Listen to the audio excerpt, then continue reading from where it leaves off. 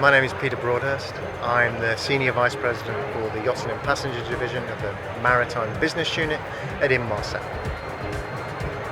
We were conceived in 1979 to provide satellite services to the maritime industry. And 40 years ago, there was no internet, there was no mobile phones, and over 40 years for a technology company to evolve and do that, you have to meet your customers' demands. You have to be at the forefront of learning what the customer wants. And so we come to the Monaco Yacht Show and we do the Super Yacht Connectivity Report, and we engage with ETOs and captains to make sure we understand where this industry is going.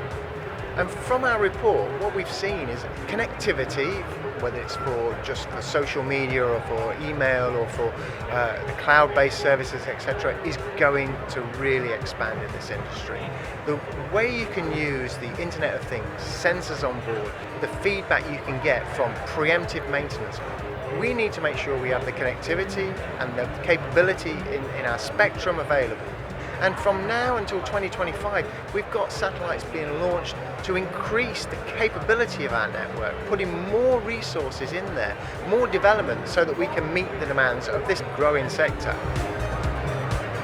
We provide 99.99% availability for our GMDSS or safety services to ensure that every seafarer, and there are 1.6 million of them out there today, that rely on Inmarsat services to ensure that if they're in trouble, they can contact a shoreside entity that will give them that search and rescue capability. We now have 7,500 commercial ships using our services. So we've built a strong presence and a strong service. When we look at the yachting industry, it has a different kind of profile. So we've built propositions with flexibility because we own the network. So we can do time-based services. So if a yacht doesn't need the service for 8 months of the year, we can downrate the service.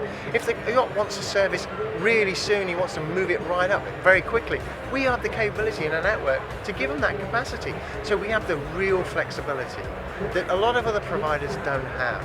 It's not just good enough for one pipe to the vessel and everybody shares that pipe, because then you have conflicts of interest between the owner and the captain. So we have different channels. We have a local area network for the operations of the vessel, one for the owner, charter guest, or even the crew, and one for applications, because you can have engine monitoring, you can have telemedicine, you can have all of these services, and when you need them, you can bring the bandwidth up to provide that service, and then when you don't need it, switch it off, and you don't have to pay.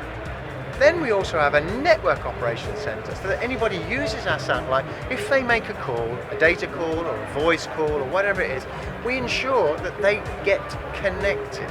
Our job is to ensure that they don't have any issues, that when they say, I want to make a phone call to this number, it goes through. When they say, I want to send this email to this, it goes through.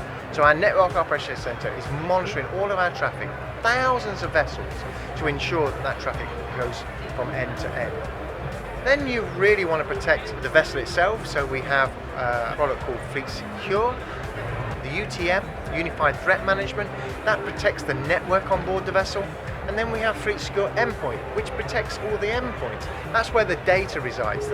On the laptop or on the server, that's the real true value. If you lose that, then that's what your hacker or anybody is really after. That's the kind of thing that they use ransomware to prevent you to get to. So we have Fleet Secure Endpoint that protects that.